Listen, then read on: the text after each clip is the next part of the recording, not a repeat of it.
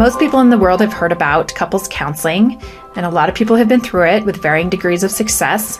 So what is the difference between that and coaching? That's what we're going to talk about today. This is Couples Coaching, and I'm Natalie Clay.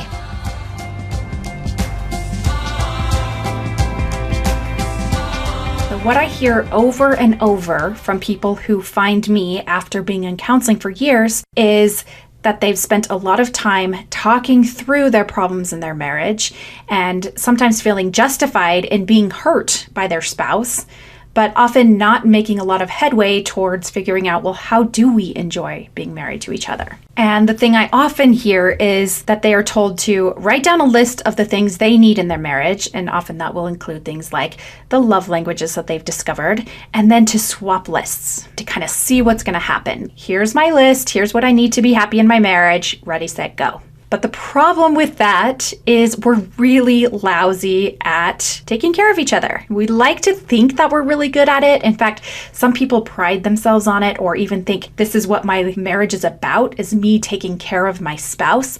And that sounds so noble and so good. But when it comes down to it, being responsible for another person's emotions is exhausting and it really doesn't work. So on the flip side of that is what I like to call emotional self-reliance. So what I teach my clients is how to have the experience you want to have in your marriage, regardless of whatever your spouse does, regardless of if they change or they listen to the numerous requests you make, or if they look at your list and they lose that list and they forget what your love language is and they just end up being themselves. But here's what happens.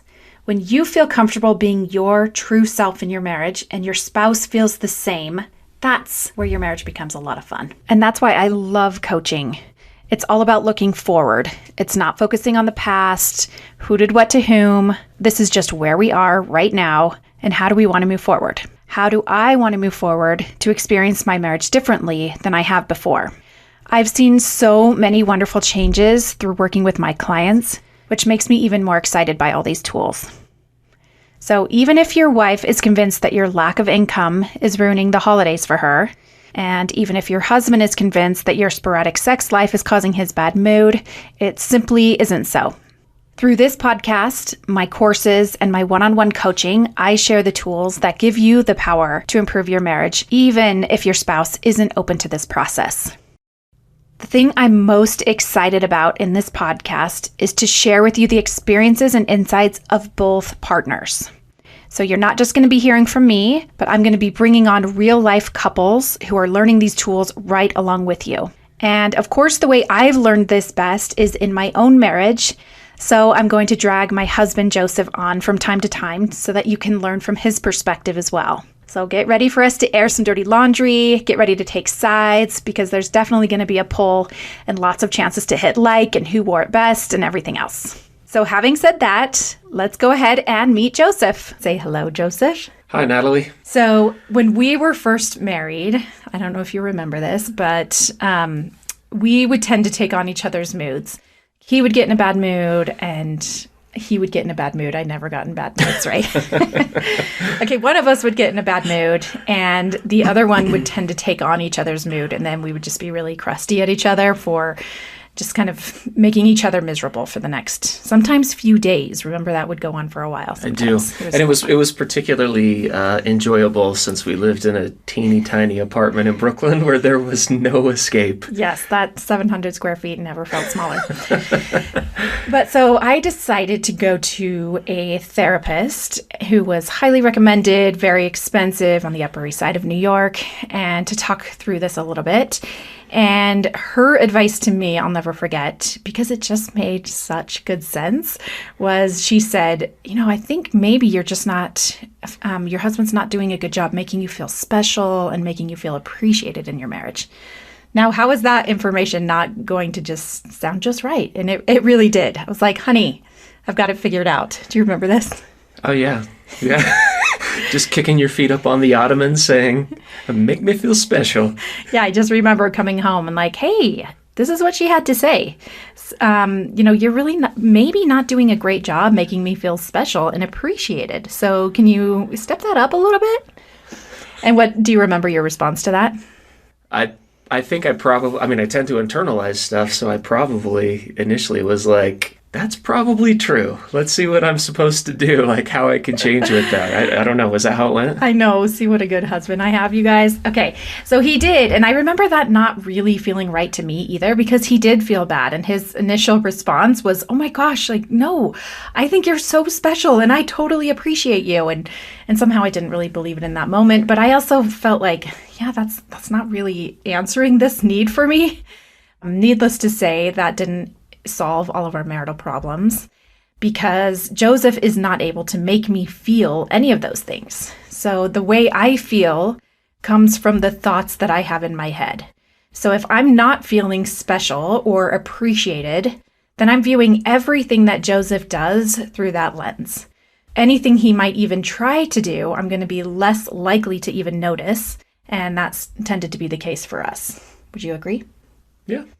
Or do I not remember? And maybe you suddenly did make me feel special and all our marital problems went away. No, we still had plenty. We got him solved like by the next year, though, for sure. Yeah, no. But I think it took like 4 months and then it was just smooth sailing. Right, something like that. So it took a while and some years of, don't get me wrong, there were tons of great times, but I think like a lot of marriages, it took us quite a while to kind of figure out, okay, what's our style of communication? And even then, when I felt like we got pretty good at that, like we even got to the point of recognizing that, okay, we shouldn't be talking about things when we're both just trying to justify our point. Like the only time we should be talking about our grievances, if you want to say, is when we're both wanting to find solutions. But man, it took us a lot of years to get to that point, right?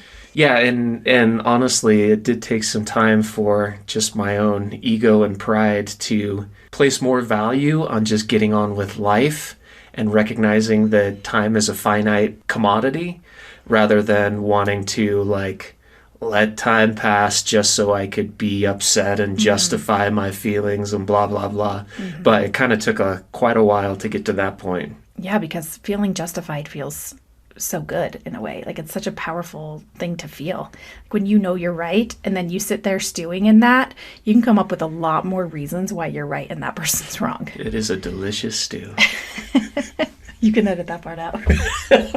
Don't say it's a delicious stew. Feeling justified just leaves you being justified for being mad. It doesn't do anything to help you feel any more love towards your spouse. So that wasn't ideal.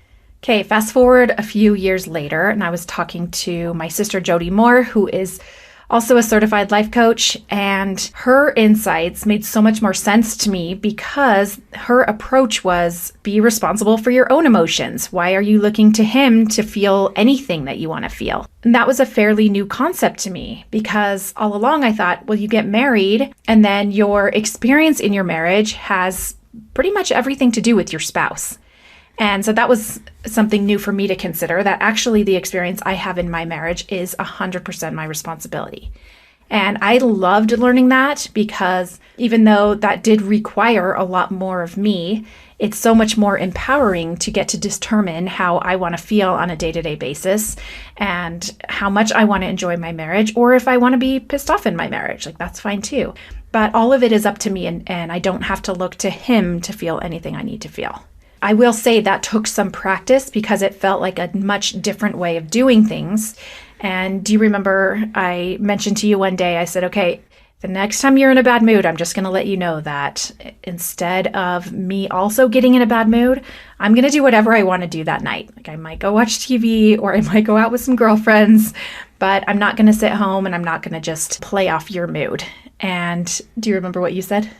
I don't. You were like, good. That's exactly what I've wanted you to do this whole time. It's actually really annoying when I have a bad day and then now all of a sudden you're the one taking over and having the bad day. And I was like, oh, that sounds right.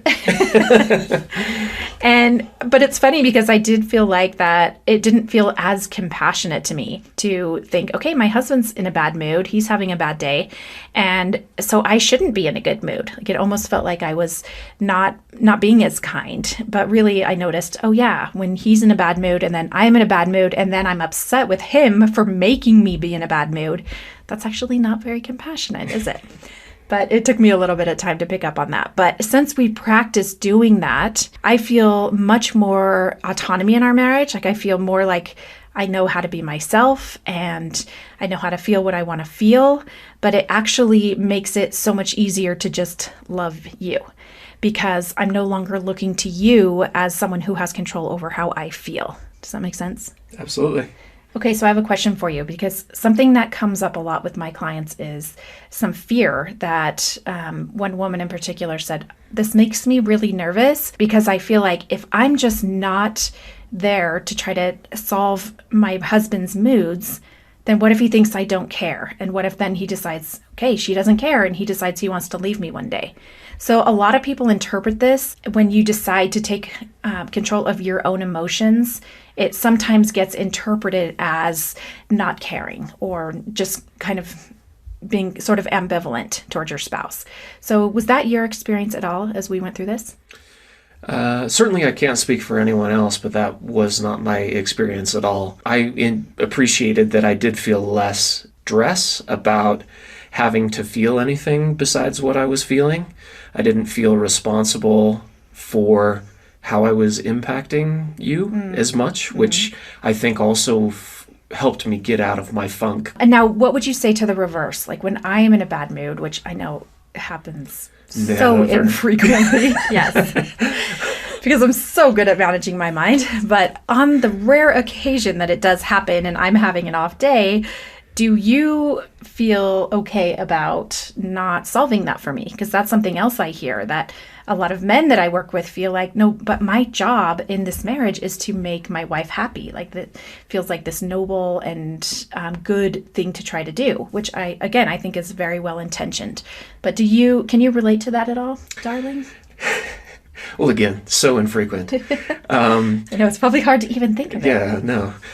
I think from my own experience, no matter how well-intentioned I may have been in the past to try to fix things, it's sort of a fool's errand, and that actually I can do a lot more for the situation by not doing anything and trying to just separate myself from it and keep myself as cheerful as possible so that, at least in your case, Natalie, you often use that as something you're able to look at and say, wait a minute, yeah, there's really not a big problem here, clearly because he's not reacting like it's a big problem. Right. So you don't feel like it challenges your manhood at all to not be in charge of my emotions.